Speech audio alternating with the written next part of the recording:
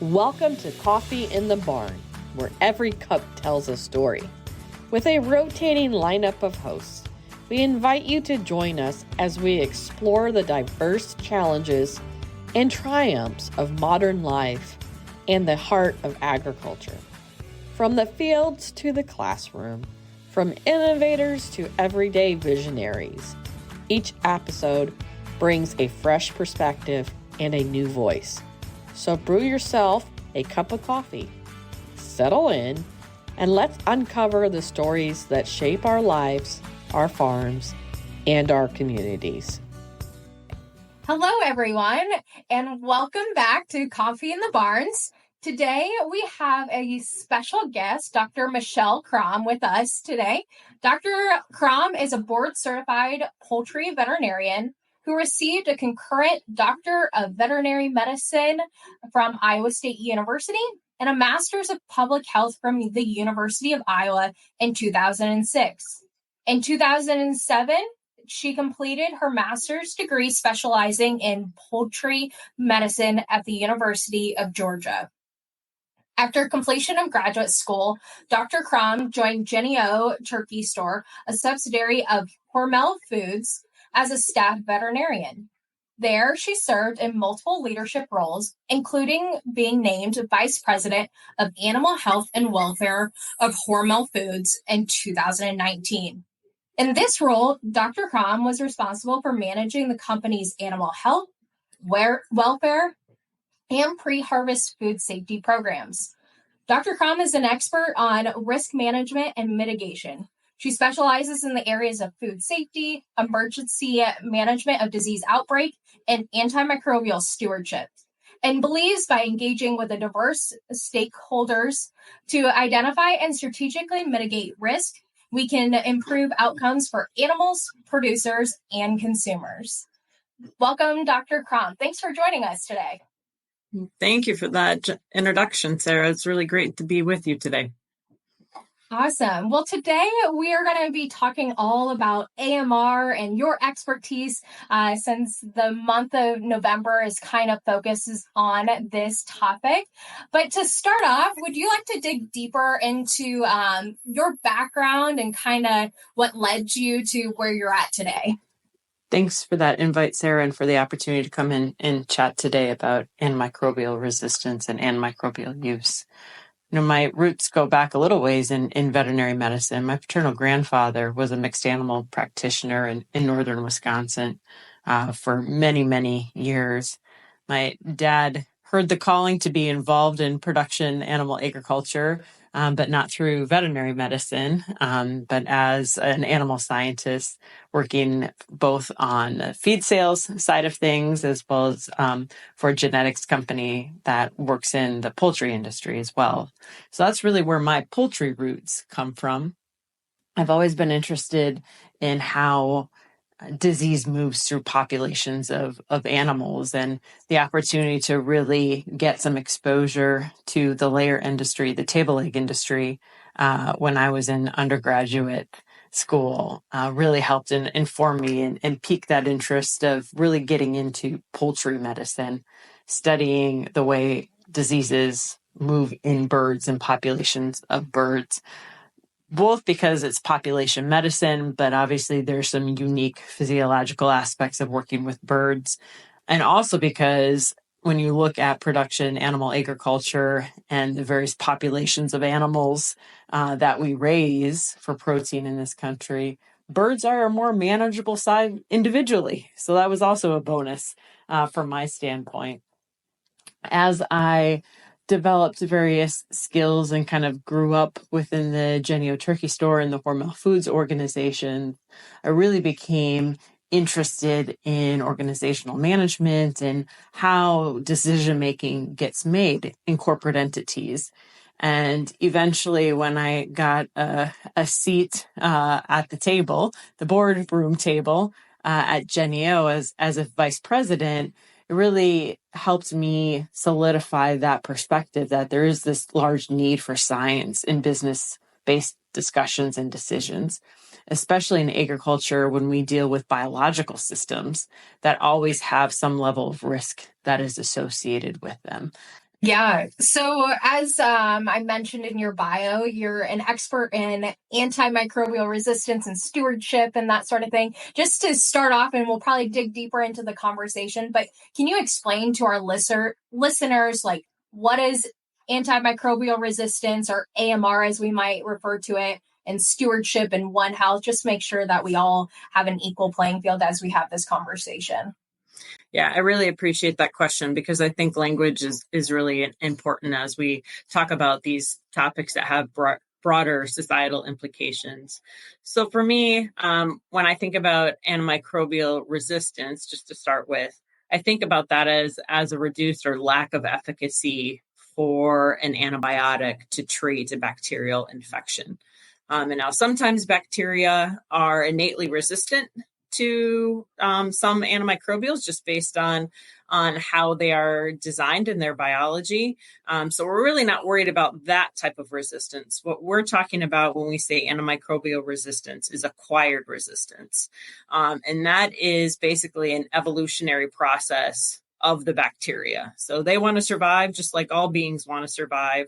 And in the process of surviving, they figure out ways how to become less susceptible or potentially completely resistant to those antimicrobials that we might use to treat infections. I think the other thing that sometimes we forget about when we say bacteria, we're not actually talking about an individual organism, but we're talking about massive populations of organisms, right? Hundreds of thousands, millions of organisms when we say bacteria.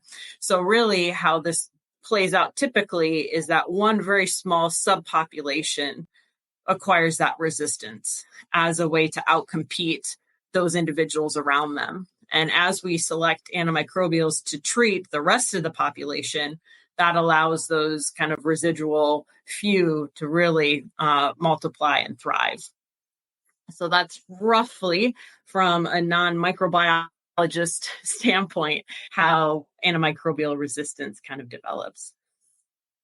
When we talk about stewardship, kind of on a broad basis, since you mentioned the concept of One Health, I think about stewardship as doing our best to maintain welfare, whether that be animal welfare or human welfare, environmental health or plant health, but while also using antimicrobials in a responsible way. And I know that we're probably going to dig into what responsible means here as we continue the conversation. And I think this is a One Health issue really because as we look at how we are all interconnected, again, human, animal, planet, plant, in any one of those sectors, if an antimicrobial is used, it could have impacts on the other sector. So I use an antimicrobial in poultry. Even if I'm super judicious with it, there's still some innate risk when I choose to use that antimicrobial. So talking about the process of antimicrobial selection, whether from a veterinary standpoint, from a human medical doctor standpoint, or from a plant health standpoint, we really need to make sure that we're using sound science to help guide those decisions on when it's a good time to actually pull an antimicrobial off the shelf and to utilize it. I would also like to ask you a little bit. A lot of people, when we think of AMR, we think of antibiotics, and it's not necessarily even antibiotics. As we know, in swine is a great example with zinc oxide that we are creating some resistant E. coli and different things. And, we get pushback here in the US versus working in Europe, like I do, of, feeding higher levels of zinc oxide. Where is it playing our role of thinking about different technologies in this space and us all having that responsibility? Yeah, I think it's a really good call out because, again, like you said, Casey, we tend to think about it pretty narrowly as a reflection of antibiotic use. But really, bacteria can evolve to be resistant to really any mitigation strategy we utilize, whether that's an antibiotic or a heavy metal or some other property that even probiotics to some degree, right? Probiotics can be developed to excrete antimicrobial type peptides And those things even should be considered from a rotation standpoint to make sure that we don't develop specific populations of bacteria that, again, are evolving to survive, because that's what they do. So I really appreciate you bringing that up and making sure that we don't become narrowly focused when we use the term antimicrobial resistance to think of that as equivalent to antibiotic resistance. Yeah, antimicrobial can be that umbrella term. There's so much underneath of it and so complex. It's such a complex topic. But, as you were discussing, different producer standpoints. So why is this such an important topic for a producer, and what should we be doing as a producer standpoint to combat this issue? So as we think about the role of producers in this space, I think it's a relatively easy answer, but maybe one that's more difficult to execute, where I think it's more about focused storytelling. So producers really do spend the majority of their days preventing disease in the animals that they are taking care of. So 99% of the effort, 99% of the investment really at the end of the day is involved in preventative medicine, whether that is utilizing computer technology to make sure the environment for their animals is one in which the animals are comfortable, or if that's vaccinating them for whatever disease pressure is in kind of their local neighborhood. Really, I think talking about how producers utilize biosecurity programs, vaccination programs, preventative medicine programs, things like probiotics and prebiotics that have become an increasingly important part of supplemental health programs in the animal health space. I think it's more of a lack of really showcasing the efforts that already exist to help fill in this black hole of information that I think does exist in the consumer space. And that's not the fault of the consumers.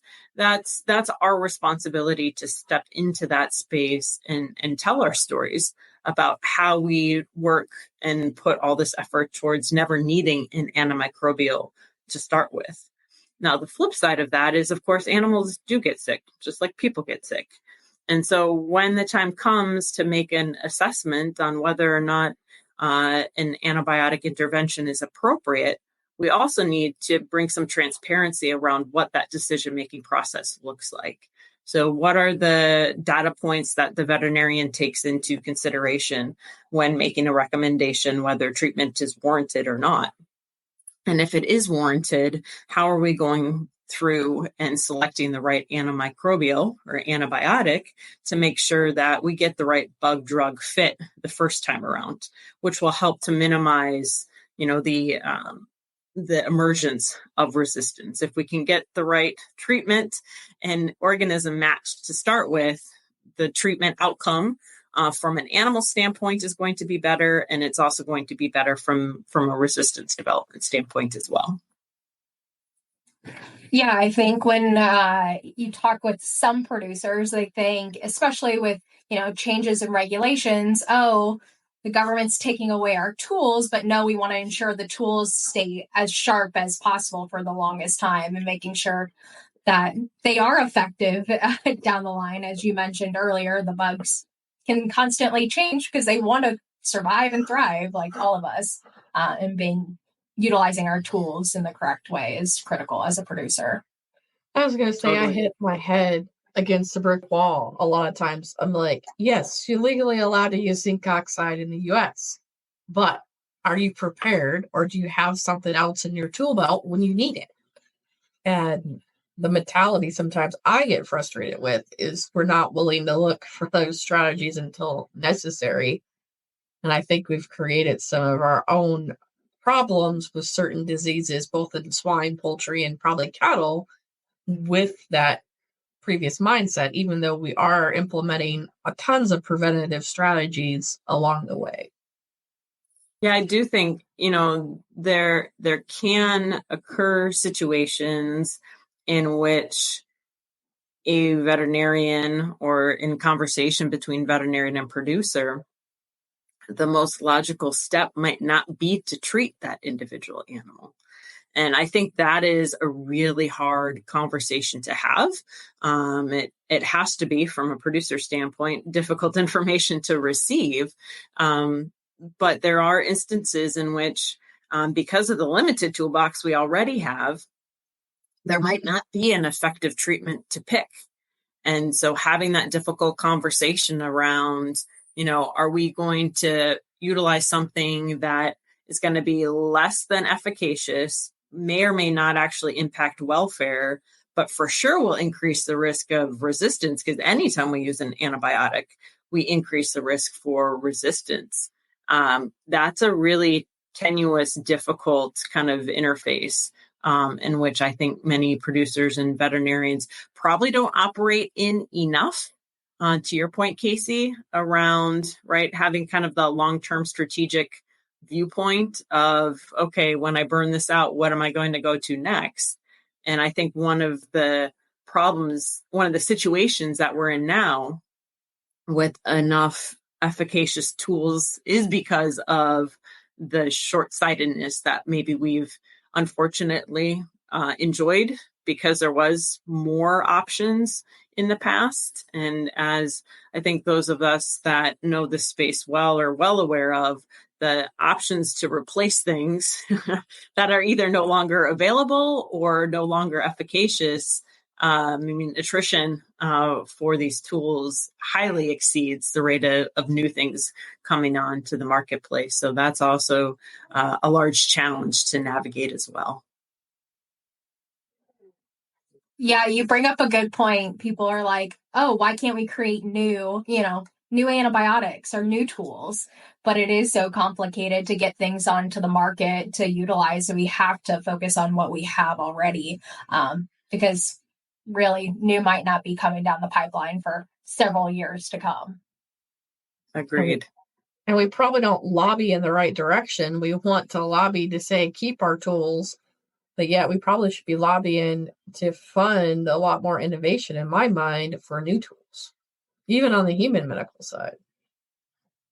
Yeah, I completely agree. If we kind of think about antimicrobial resistance as similar-ish to the emergence of zoonotic disease, or the risk for zoonotic disease, which is applicable with some of the bacteria that we would deal with, investment that is equivalent in both animal health and human health seems to be a large opportunity, not just in antimicrobial resistance necessarily, but in other things that we are well aware of in the media and happening, with H5 influenza continuing to take its toll in dairy cattle, poultry populations, and human populations. I do agree it's a major gap if we think about how we support animal health, knowing the critical role animals play, whether it's companion animals or food animals, either in the nutritional health of humans or the mental health of humans, and for there to be such disproportional investment in care and tools needed to provide the support for animal health overall seems to be a large gap that continues to exist. And I think we're feeling the impacts of those decisions as we watch the H5 influenza outbreak roll out currently across the country. Yeah. No, absolutely. And so we're talking a lot about producers, but someone might be listening that has no connection with production agriculture, which we see that, getting bigger and bigger, less connected with agriculture. But so why is this conversation important to them? If they're like, I've never seen a bird in person or a pig or a cow, why is it still important to be a part of this conversation and still try to put practices in place themselves? Yeah, I think this is a great point, and it's somewhat related to your first question, Sarah, which was around One Health and the interconnectedness of kind of that butterfly effect. We make a decision in one place, and it potentially could have impacts in other spaces. From just an overall awareness standpoint, I think it's really important for consumers to continue to have confidence in where their food comes from. And I think that has gotten increasingly difficult as we see how specifically animal proteins are marketed. We've seen, changes most recently in the broiler chicken, the meat chicken space, where we've had some labeling changes, largely, as I understand it, at least, related to some concerns around animal health and welfare issues that just weren't sustainable from an internal production standpoint anymore for the companies that made those decisions. And so if we think about the impact of labeling claims on consumer perception, it's done a big disservice for overall understanding around how animals are raised, how we protect their health and welfare, and if it becomes necessary to use an antimicrobial, how those decisions are made. So that kind of goes back to kind of my previous point, which is we need to lean in and step into that space so that those consumers who aren't willing or don't have the extra income to pay for a no antibiotics ever or antibiotic free or raised without antibiotics, you pick your flavor, know that they are still providing their families with safe proteins and that there shouldn't be any shame in picking something that doesn't have a sticker on the front of the package. Let's go a little controversial, maybe off topic from what Sarah had in mind, but do you think some of our practices that we've done obviously has helped control disease both in animals and humans, but do you think we've almost maybe gotten too clean to where for some of the resistant bacteria that they don't have much competition in the bacterial communities? And because we go into some of the research that shows kids raised with farm animals have a better immune system when they're older, things about playing in dirt and stuff like that. I've done a lot of work at, putting dirt sandboxes into pigs and being interested in, pigs raised out on dirt versus inside, and the same with poultry, those immunities to be able to handle challenges. Do you think there's some strategies that we've done for the benefit that could also hurt our long-term future when it comes to AMR? I do think there's always biological trade-offs when we make decisions. So I'll go to a poultry example on whether or not to remove poultry litter, for example, right? Obviously, huge bacterial populations in a litter pack that you would have at the end of a production cycle, whatever that means for that given poultry type. When you talk to producers, often the feedback you'll get is if they've had sequentially successful marketings off that litter, they don't want you to touch the litter, right? The microbiome of the litter eventually becomes a microbiome of the bird. And if that puppy is working well, they don't want you to touch it, right? But to your point, Casey, there might come a time in which, because I guess one of the examples I can think of is maybe, especially in light of some of the food safety inspection service changes we're anticipating in the poultry space, there might become a time where food safety impacts outweigh whatever other microbiome exists in that space, right? So we decide, we have a Salmonella typhimurium in that litter pack, so we've got to take the litter out. Well, it also, probably to your point, we know Salmonella typhimurium pretty well. There is the risk that when we take everything else out, that resilient Salmonella typhimurium is one of the bugs that might still stick around for a while. So I do think there's risk there. I guess where I would counter is that I don't think it necessarily has to be a long-term impact.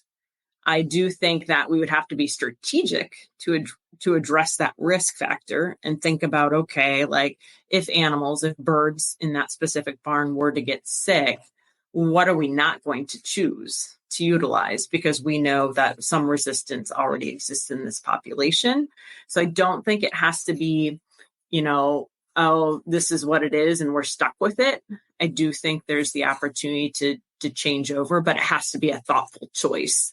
If left to our own devices, I would agree that we definitely can see those more difficult organisms also carry AMR typically, right? They're more resilient for a reason. And I do think there's definitely trade-offs in that space for sure. Yeah, so you talked about, producers and responsible usage and, agriculture production, fewer people are involved in it. And I think, we have a world right now that a lot of people are into being pet parents, right? I am a proud, crazy pet mom, dog mom, and I think that's another element of people still being involved in this conversation where, oh, my dog is sick. Actually, my dog was sick last week and we took him to the vet. And my husband and we pushed back of, no, we don't want an antibiotic unless, if this is not needed, what are other routes and, just in our production animals, pre and probiotics, we can utilize that into our pets as well. So as maybe not involved in production agriculture, you can still be helping and preventing AMR right at home with your pets and your kids and families as well. When we think about antibiotic use, and do you actually need that antibiotic, or are there other alternatives to still make sure that we have healthy animals and humans, but is there other practices that we can put into place? I love that point, Sarah, because there's a lot that we don't know around the interface between pet parents and their pets. And that is a space that is increasingly now, I think, coming into focus as a knowledge gap from a veterinary science and antimicrobial resistance space related to veterinary science. There are many small animal clinicians that have kind of taken up the torch and really have reached out and are working towards educating small animal clinicians in a meaningful way to stop and pause and think before there's just the automatic writing of a prescription for a situation in which to be honest, pet parents might not want to have to continue to sit through, but that maybe an antimicrobial isn't the right thing to reach for immediately. Maybe to your point, we can try some other management and supportive therapy care before we reach for that antimicrobial. So I think that's a great point. Yeah, I had a similar incident with my personal doctor this last year. I had a cold that just wouldn't go away. And he's like, well, why didn't you come in sooner? I said, well, I didn't really want an antibiotic. And I said, is this really important? He goes, well, you'll clear up right away. And I'm like, I ended up taking it, and he was right. But I was like, aren't you worried about antimicrobial resistance? Like, this is a big thing I have to think about every day. And I think, training people to have more of those conversations both with their pets and their personal health is vital to the future. Very much agree. Yeah, it's ironic to me that while the focus especially from a food animal standpoint in the last, let's say, 7, 8, 9 years has been the role of the veterinary client-patient relationship and making sure that producers not only have a veterinarian's phone number in their phone, but that veterinarian has working knowledge of that operation to make sure that when treatment decisions are made, it's done from a thoughtful place. And we look to the human health side of things where given algorithms on my chart now, you might be able to get an antimicrobial prescription given to you without ever having to have maybe even a text exchange with a provider.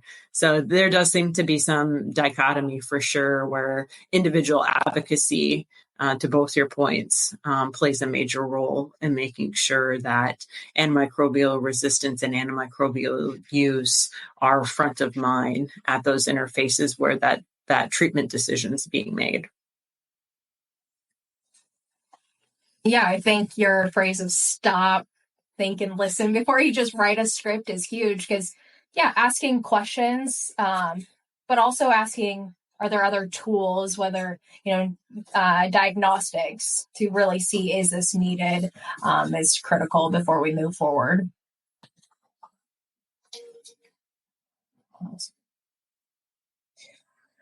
Awesome. Well, as I said, this recording will be coming out in November, kind of world awareness about this topic. What are some things that you really want to make sure our listeners take home with them? I think that the big thing is from a food animal standpoint, really preventative medicine is at the heart of what we do every day. It is where we spend most of our time, talent, and treasure. And even though we actually only communicate, unfortunately, when things go awry in the format of talking about how many antimicrobials we use to treat our animals, it actually really skews the picture.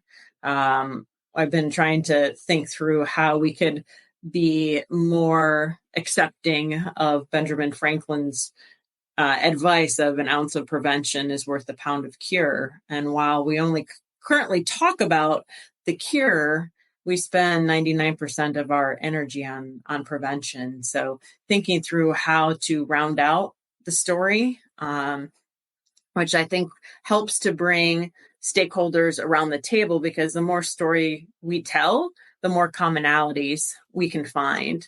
So again, going back to that initial question, Sarah, around the role of One Health in this space, the more color and context we can bring from an animal health standpoint, whether that's food animal or companion animal, I think that just facilitates better conversations that we can have across that One Health spectrum. The other thing that I would like to point out, and I think this is a gap that we kind of just touched on but glanced over when we were talking about, advocating, whether it's for yourself or for your pet potentially, is that we really need to adopt and push for technological innovation in that culture and sensitivity space. I mean, that interface of trying to make the best decision when we don't have really reasonable tools from a turnaround standpoint, that's got to really change. That's both for human and animal health. With our ability to utilize molecular diagnostics, the power that artificial intelligence now brings to the conversation, the really, to me, although I'm not the person to tie that all together, it seems that point of care testing for culture and or sensitivity needs to be a priority, because that will help facilitate us in making the best decisions when it comes to that treatment and diagnostic interface. I just feel like we're still working with technology that is, decades old at this point, and for many food animal species, imperfect technology, because we don't have breakpoints and everything else established. So why not move forward and embrace some molecular diagnostics to hopefully give us timely decisions, so that we don't send somebody home with an antimicrobial because we feel bad their dog's peeing in their house, because we are highly, confident there's a UTI there, but we do so with the appropriate treatment, so that both the welfare of the animal can be addressed, but then also we can feel good that we're making the right determination from an antimicrobial stewardship standpoint as well. Yeah, I like your phrase of it's prevention medicine, right? As a producer, the welfare of my animals is the number one priority. And if I don't have to call my veterinarian, that's kind of the last call, because we want to make sure that they're happy and healthy.